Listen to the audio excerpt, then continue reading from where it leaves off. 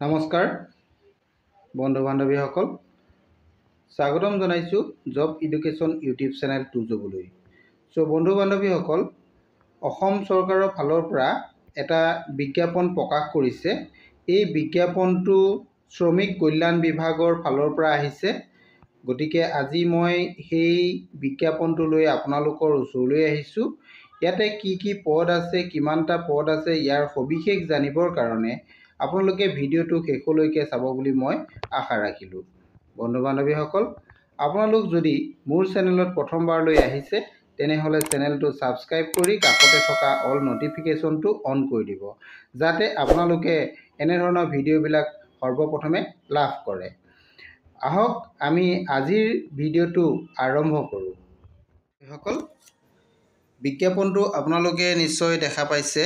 এই বিজ্ঞাপনটো অসম লোকসেৱা আয়োগৰ পৰা প্ৰকাশ কৰিছে। এই বিজ্ঞাপনটো 25 এপ্ৰিল 2025 তাৰিখে প্ৰকাশ কৰিছে।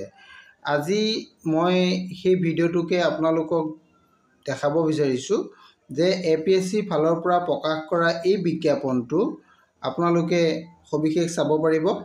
ইয়াতে শ্ৰম কল্যাণ বিভাগৰ ফালৰ পৰা যিহেতু বিজ্ঞাপনটো আহিছে, এইটো মই আপোনালোকক দেখাই দিব বিচাৰিছোঁ। এইটো আপোনালোকে চাওক, ইয়াতে উল্লেখ আছে Assam under labour welfare department. এইটো নিশ্চয় আপোনালোকে দেখিছে। ইয়াতে পদটো আহিছে। ইয়াতে মুঠ পদ আপোনালোকে দেখিছে, এইটো 13টা পদ আছে, 13টা ইয়াতে মুঠ পদ আছে।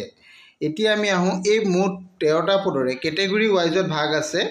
আপোনালোকে চাব পাৰিব কোন কেটেগৰীত কিমানটা পদ আছে। এইটো আপোনালোকে ভালধৰণে চাই ল'ব।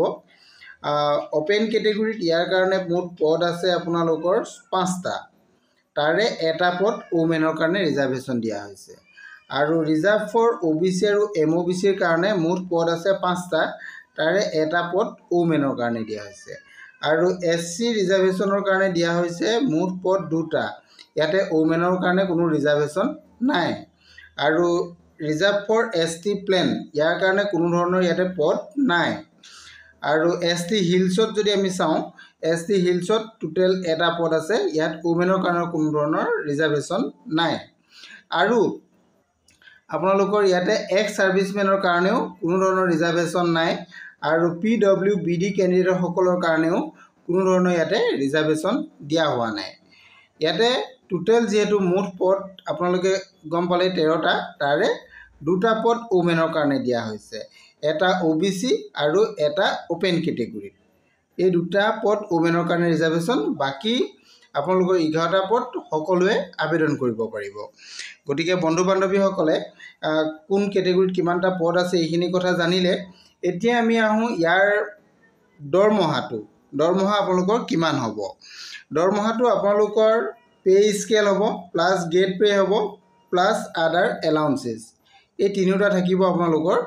আপোনালোকৰ পে স্কেলটো 30,000ৰ পৰা আৰম্ভ হ'ব, 1,10,000লৈকে হ'ব। আৰু গেট পে'টো আপোনালোকৰ ইয়াতে 12,700 টকাৰ পৰা আৰম্ভ হ'ব। আৰু পে' বেণ্ডটো আপোনালোকৰ 4 হ'ব। আপোনালোকে এতিয়া পে' বেণ্ডৰ কথাখিনিও জানিলে। এতিয়া আমি আহোঁ ইয়াৰ কাৰণে আপোনালোকৰ ইলিজিবিলিটি ক্ৰাইটেৰিয়াখিনিৰ বিষয়ে। ইয়াৰ ইলিজিবিলিটি ক্ৰাইটেৰিয়া প্ৰথম কথা হ'ল আপোনালোক ইণ্ডিয়ান চিটিজেন হ'ব লাগিব। ইণ্ডিয়ান চিটিজেন, লগতে আপোনালোকে পাৰ্মানেণ্ট ৰেচিডেণ্ট ইন আছামৰ হ'ব লাগিব। Number 1 category, number 1 eligibility. Number 2ত আপোনালোকে এমপ্লয়মেণ্ট এক্সচেঞ্জ ৰেজিষ্ট্ৰেশ্যন চাৰ্টিফিকেট আপোনালোকৰ থাকিব লাগিব। এইটো আছাম গভৰ্ণমেণ্টৰ আণ্ডাৰত আপোনালোকৰ এমপ্লয়মেণ্ট এক্সচেঞ্জ ৰেজিষ্ট্ৰেশ্যন চাৰ্টিফিকেট, এইটো আপোনালোকৰ থাকিব লাগিব, বা এডুকেশ্যনেল পাৰপছেই হওক বা এমপ্লয়মেণ্ট পাৰপছেই হওক। এইটো আপোনালোকৰ 1 নম্বৰ ক্ৰাইটেৰিয়া। 2 নম্বৰতে আপোনালোকৰ কি আহিব? এডুকেশ্যনেল কোৱালিফিকেশ্যন আহিব। এডুকেশ্যনেল কোৱালিফিকেশ্যনটো আপোনালোকৰ লাগিব। এইটো আপোনালোকে চাওক, ইয়াতে কোৱা হৈছে minimum qualification should be MBBS। MBBS হ'ব লাগিব বুলি কোৱা হৈছে। MBBS having registered under Assam medical council. Assam medical কাউন্সিলৰ আণ্ডাৰত MBBS হ'লে আপোনালোকে এই পদৰ কাৰণে আবেদন কৰিব পাৰিব। আৰু ইয়াৰ কাৰণে বয়সটো আপোনালোকৰ উল্লেখ কৰা হৈছে 21ৰ পৰা 38 ইয়াৰ্ছ, 1/1/2025। 1/1/2025ৰ ভিতৰত আপোনালোকৰ 21ৰ পৰা 38 ইয়াৰ্ছৰ ভিতৰত হ'ব লাগিব।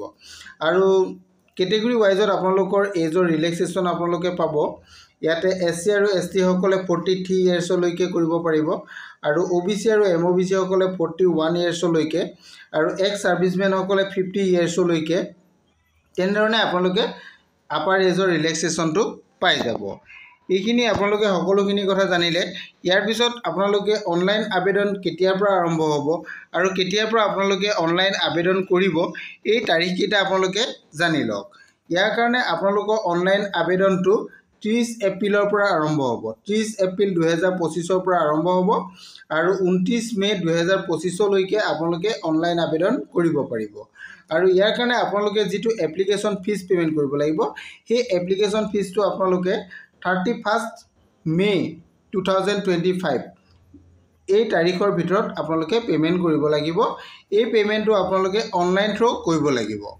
এইখিনি কথা ইয়াতে আছে আপোনালোকে কোন কেটেগৰী ক্যান্ডিডেট সকলে কিমান পেমেন্ট কৰিব লাগিব এটো কথা ইয়াতে উল্লেখ আছে জেনাৰেল কেটেগৰী যি সকল ক্যান্ডিডেট তেওঁলোকে 297.20 रुपीस পেমেন্ট কৰিব লাগিব আৰু যি সকল OBC আৰু MOBC তেওঁলোকে 197.20 रुपीस पेमेंट কৰিব লাগিব আৰু যি সকল SC ST BPL বা PWD ক্যান্ডিডেট আছে তেওঁলোকে 47.2 रुपीस আপোনালোকে অনলাইন পেমেন্ট কৰিব লাগিব এইটো হৈছে এপ্লিকেশন ফিজ গতিকে আপোনালোকে সবিশেষ জানিব পাৰিলে ইয়াৰ কাৰণে আবেদন কৰিবলৈ হলে আপোনালোকে APSC যেটো অফিচিয়েল ওয়েবসাইট আছে তাতে যাব তাতে গৈ আপোনালোকে অনলাইন আবেদন কৰিব পাৰিব ইয়াতে অফিচিয়েল ওয়েবসাইটটো এটো মই আপোনালোকক দেখাই দিছো apscrecruitment.in এই apscrecruitment.in ত আপোনালোকে গৈ প্ৰথমতে ৰেজিষ্ট্ৰেচন কৰি তাৰ পৰা আপোনালোকে অনলাইন আবেদনটো কৰিব পাৰিব